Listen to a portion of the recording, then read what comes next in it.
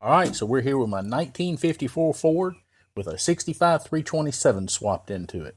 It's time to do a little maintenance. The water pump is starting to make a little noise and start to get a little slack in the bushing. So I thought I'd bring you along and show you what there is to this old car. All right, so I got you zoomed in there pretty tight. I'm gonna try to keep my hand out of the way. I don't know if you'll be able to see it in the video. Hopefully I'm not blocking the light, but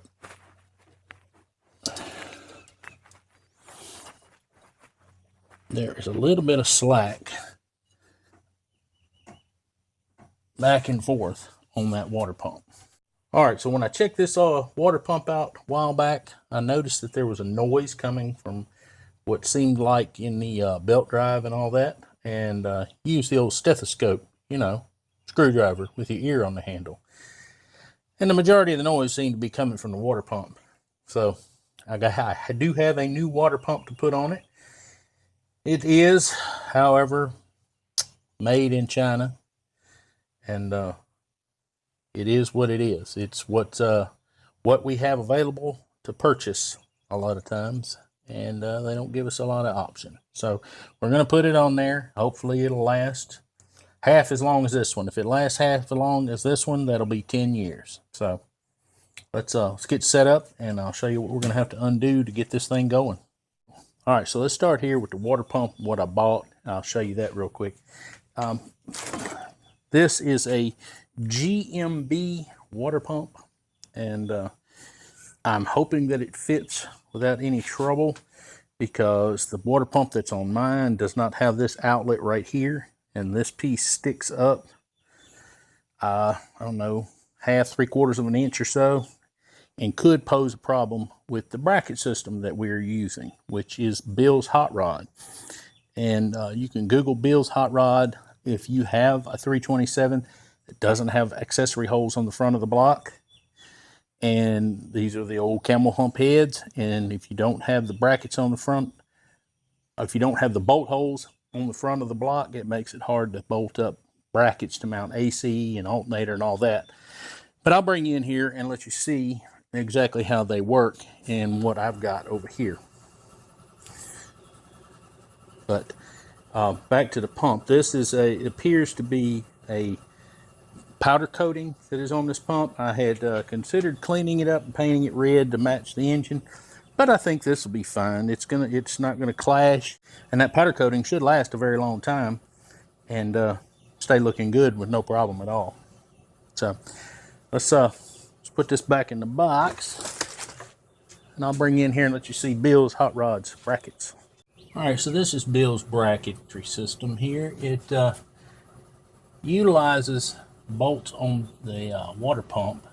There's a bracket that goes across the top. You can make it out right there where it says Bill's. It's got it written on the bracketry.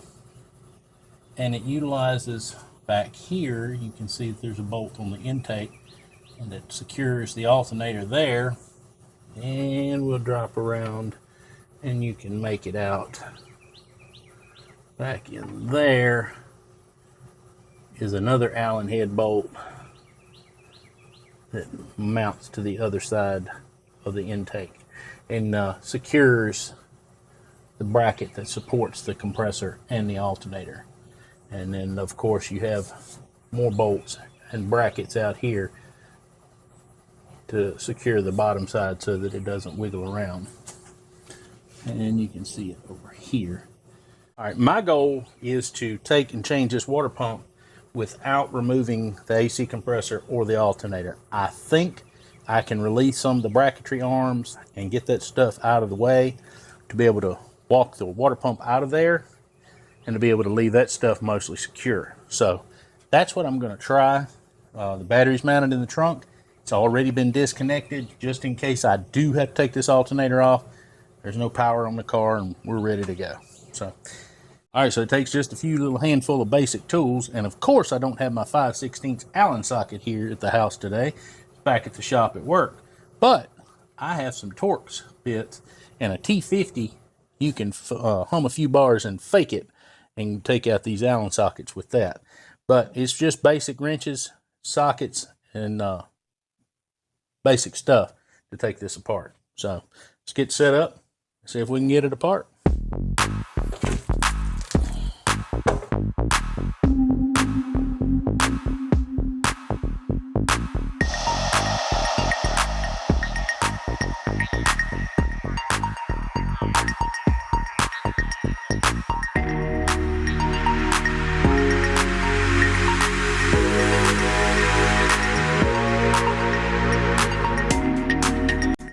Alright, so I thought we might want to stop right here real quick and bring you in and show you this. With these Bill's brackets, you will need to do some shimming. And it pays to pay attention to how you originally set up your shims when you're taking this apart, because those shims determine how straight your belts run. And I went through great pains of a long time ago, 20 some odd years ago, to make sure that these belts run true. These are the actual belts that I put on this car 20 something years ago, and they've run true and they have lasted a long time. These are high quality, good Gates belts, on at least 2 of them, and I think the other one was a top cog or something like that that came with the AC compressor. And they have been really good belts. They're not showing any signs of cracking or glazing, so we're going to keep running them. So let's try to make sure that they're running straight and true so that they continue to last. Alright, well, we've got everything loose from the old engine. So let's see if we can get her to pop free, if I can reach down in here. A little pry bar.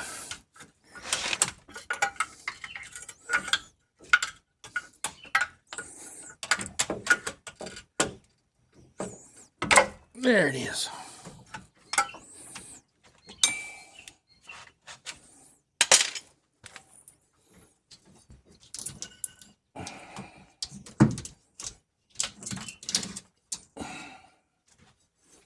I'll put this up here by the microphone. Maybe you can hear it.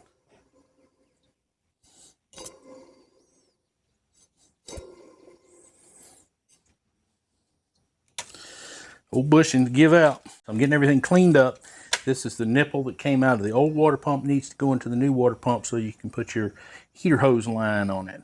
Well, this end, threaded end, is going to need thread tape. Everybody always gets this wrong. They have to do it at least twice. We'll try to teach you so you only have to do it right the first time. If you're holding the fitting in your left hand and you have the thread tape in your right hand, you're going to start the thread tape on the threads, and you will go in a clockwise direction when looking at it. Take and twist it to where you're looking at it, and you're going to go in the direction of tighten.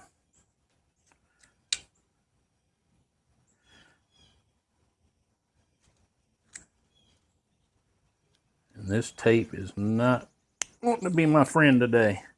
This is some cheap tape. I don't even know where it came from. But it is not the best tape I have ever used.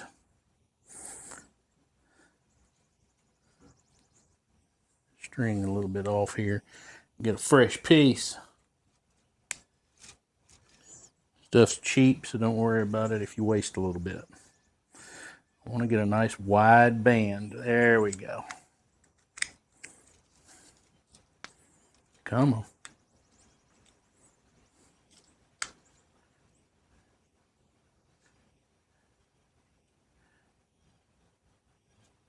Nice, wide, thick piece.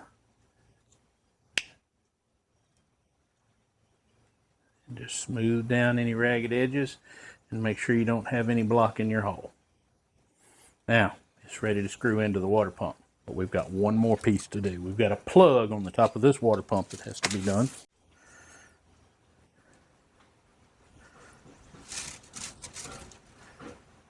Come on. All right. Same thing. This one's a little harder to hold.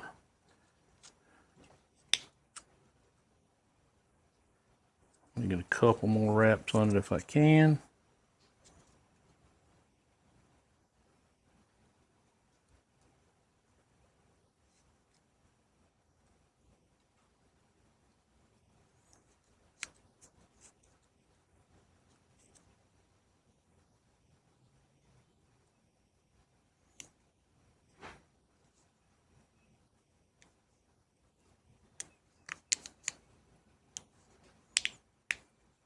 All right, there we go. All right, so we have a slight problem. I don't have an Allen wrench that size here at the house. I do at the shop, but I don't here. So what do? I've got all kinds of bolt buckets and bolts and stuff. And I have vice grip pliers.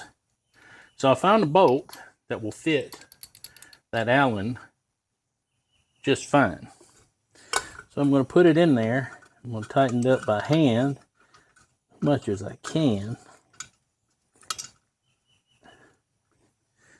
And then I'm going to take my vice grips,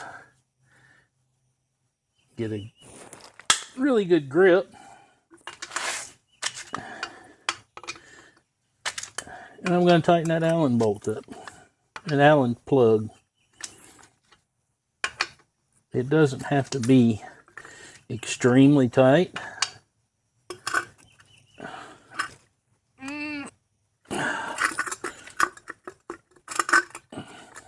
Right there. That's as tight as it needs to be. That'll keep it from leaking. Now, for my next trick, glue these gaskets to this water pump.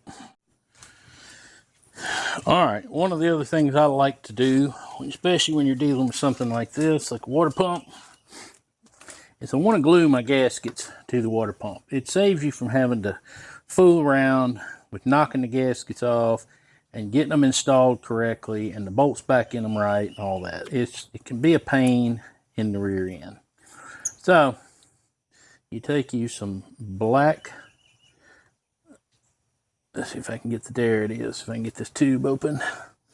The black super weather strip and gasket adhesive, they make it in black. And of course they've got the yellow, known by mechanics worldwide as monkey snot, because this stuff is gloopy, gloppy, and kind of nasty. Now I will have to open up the water hole down there at the bottom. Put some on.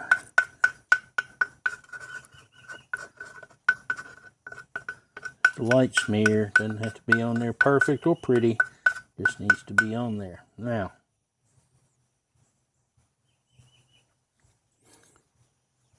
the lid back on. Like I said, open up your hole there. Not a big deal. Now, take your gasket, set it on there. Alright, you're done, right? Wrong. When you're dealing with this, the way my mechanic father taught me to do this years ago is you stick it on there and you pull it up, and you see how it strings like that? That's perfect. And then set it back into place. And then it's done. The gasket is in place. You might want to let it cure for just a couple of minutes before you go fooling around with it. Wipe off my screwdriver. Make sure my holes are clear, like I said a few minutes ago. But before this one cures up on me, go ahead and set the gasket. And lift it up, let it string a little bit, and then set it back down.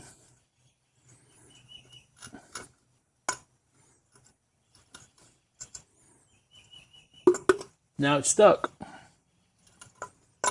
Just wanted to clean it up and give you a look at exactly what this is what the crossover bracket looks like. It goes across from one side of the water pump to the other, here and here, and you've got threaded holes here for the other brackets to hook to, but that's Bill's Hot Rod Company. And I think these, if you look them up and Google them, I think they're sold it's either Summit Racing or Jegs or one of those guys still handles these, and I think that Bills makes them and just sells them through their website. Worked well. All right, everything's back together. Hopefully I got everything retightened up. We're going to let it come up to temperature and make sure it's flowing water.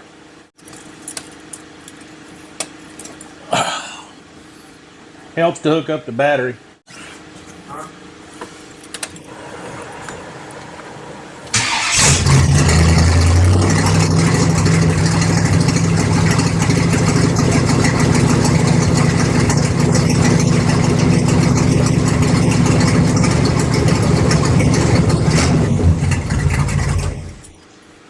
What? What?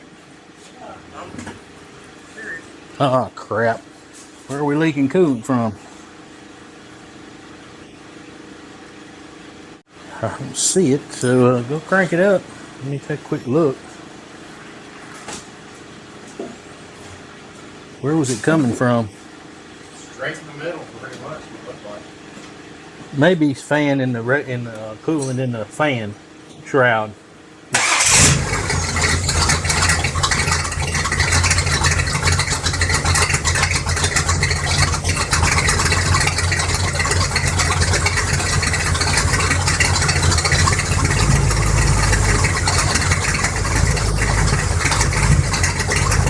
Nah, it's okay. Come on. It's fine.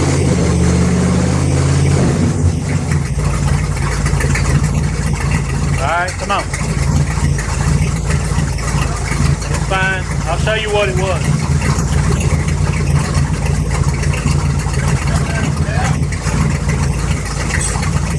This car is not equipped with a surge tank or any kind of overflow tank. It's got a puke tank. That's why it has such a big reservoir on top. It runs down to about here. It gives you enough room to expansion that it only goes out of that tube unless it overheats.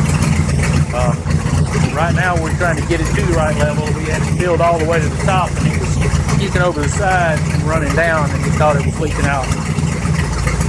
Not a big deal. We're good.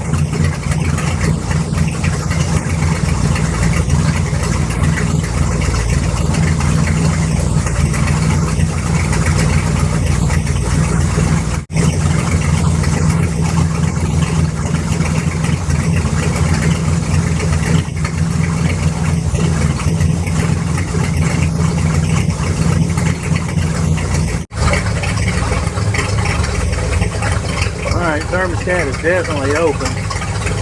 Go down in there. You definitely see she's pumping. The fan has been cycling on and off a couple of times. Matter of fact, there it went. Goes right now.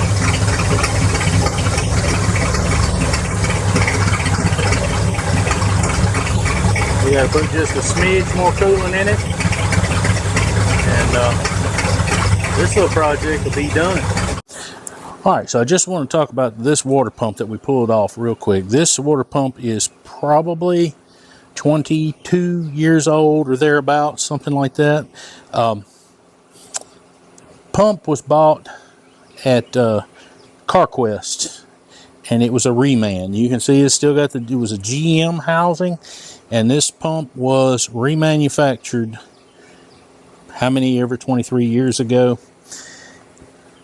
You notice that I don't have a mechanical fan on this particular water pump. I use an electric cooling fan, and that is what I attribute the life of this water pump, because it doesn't have the stress on these bearings in here like you would if you had a mechanical fan. You don't have to worry in particular about the imbalance of a fan. All you've got is a couple of belts going across it on a very small pulley, so the longevity of your water pump is going to be much increased. I get the argument that some have about using a mechanical fan and the reliability of pulling enough air through the radiator at any given time. But with the fan setup I have, this is cooling components fan. They're out of Memphis, Tennessee. Put this setup on here probably 18 years ago, and I've had no issues with this fan. It is on a 3-way setup. It works with air conditioner, works with engine temperature, and I have a manual override so that if anytime I notice that the temperature is creeping up, I can turn this fan on. If the fan ever has a complete failure, yes, I will have a problem. I'll have to figure something out on the side of the road to get cooling air going back through the radiator. But I can't say enough for cooling components, fans out of Memphis, Tennessee. 18 years ago, we paid right around $400 for this, $350 or $400 for this fan setup. And today, a similar type fan setup from those folks is $550 or so. But there again, you get what you pay for. Appreciate you coming along on this little visit. I got a lot of cleaning up to do, a lot of detail work to do this old car. It is show car season, and I've already missed a couple.